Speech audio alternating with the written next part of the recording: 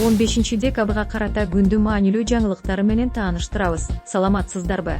Ички иштер министрлиги жапырт башаламандыктар беренесине айыпталып дагы бир киши кармалганын маалымдады. Муктарбек Жусупбеков аттуу адам убактылуу кармоочу жайга киргизилди. Мекемеден тинтүү учурунда Жусупбековдун жанынан уюлдук телефондор, сим-карталар, документтер, араб тилиндеги китептер, рациялар алынганын билдиришти. Бирок ички иштер министрлиги китептер жана жазуулар эмне жөнүндө экенин, дегеле алар тыюу салынган буюмдарбы же жокпу так айткан жок. Ошондой эле ички иштер министрлиги түпөйүл кыла турган музыканын коштоосундагы видео таркатты. Анда кармалган киши экс-депутат Шайлообек Атазов менен унаа сүйлөшүп отурат. Видеонун өзүндө мыйзамсыз нерсе байкалбайт. Тек гана эки адамдын маектешүү. Видеодо алар шайлоону талкуулашкан.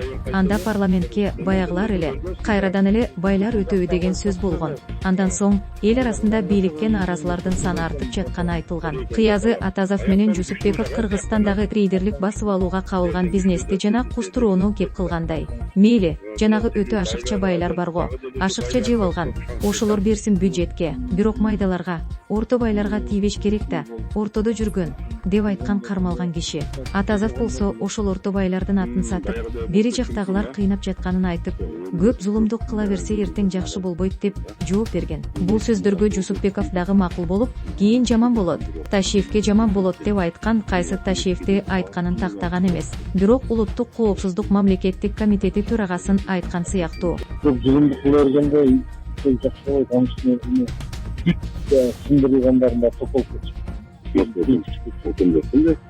Ошбага сенде ошондой болуп келатат го. Анан жаман болот да. Иште Ташиев жаман болот да. Балдары менен эл чогулуп барып эле муну же ошо өлтүрөт, ошо башка менен жоолго калат да. Мын ошо жерине көтөргө тийбеш керек да. Болгондары бар. Сенин аркаңызда эл бар. Мынча күн камайткан, күн сайын. Шайлообек Атазов 22 ноябрда социал-демократтар Кадыр Атамбаев, Темирлан Султанбеков, Эрмек Эрматов жана мурдагы президент Алмазбек Атамбаевдин тарапташы Дамир Мусакеев, ошондой эле Атамбаевдин каршылашы Кубанычбек Кадыров менен чогуу кармалган. Булардын баары жапырт башаламандыктар беренеси менен парламенттик шайлоонун алдында кармалышкан. Атазов дагы, социал-демократтардын өкүлдөрү да шайлоого катышмак. Бирок Атазов менен Атамбаевчилдердин кандай байланышы бар экени белгисиз. Аты аталган саясатчылар кармалгандан кийин күч түзүмдөрү социал-демократтардын лидери Темирлан Султанбековдун ашканадагы видеосун тараткан. Анда Султанбеков шайлоону талкуулап, Сапар Исаков президент болсо деген кыялы менен бөлүшүп, бир нече жылда Кыргызстанда бийлик алмашуу болот деген божомолун айтып берген. Атазов болсо Ыбрайымбек Матраимовдун журналисттик иликтөөлөргө ылайык Кыргызстандан $700 000 жакын каражатты чыгарып кеткен коррупционердин тарапташы катары белгилүү. Кыргызстан орусиялык ырчы Валерий Меладзенин концертин өткөрүүгө уруксат берген жок. Ырчынын продюсери ЖМКга берген интервьюсунда буга себеп Кыргыз тарап Орусия менен чыңалуунун болушун каалабайт деген позицияда экенин айтып берген. Маалыматка караганда Валерий Меладзе 60 жашынын урматына Борбор Азия өлкөлөрүн кыдырып концерт коюуну пландаган жана Казакстан менен Өзбекстан буга макулдук берген. Эске сала кетсек, Меладзе Орусия Федерациясынын Украинага кол салуусун сынга алган артисттердин бири.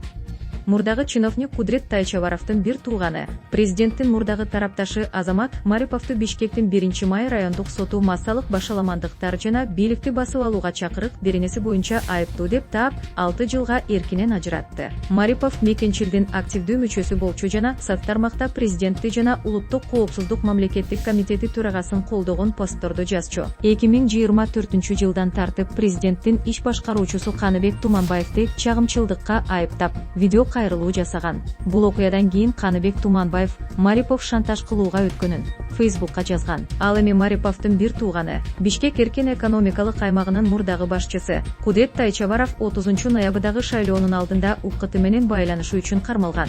Анын алдында Боршайком аны жогорку кеңештин депутаттыгына талапкер катары каттоодон баш тарткан. Тайчабаров 30 декабрга чейин камакта калтырылган. Кудет Тайчабаров дагы мурда Садыр Жапаровдун жигердүү тарапташы болчу. 10 декабрь күнү Кара Суу районунда 3 бала көмүр исине ууланып чарчап калды. Наристелер 6, 3 жана 1 жашта болушкан. Балдардын энеси жана 8 жаштагы кызы ооруканада.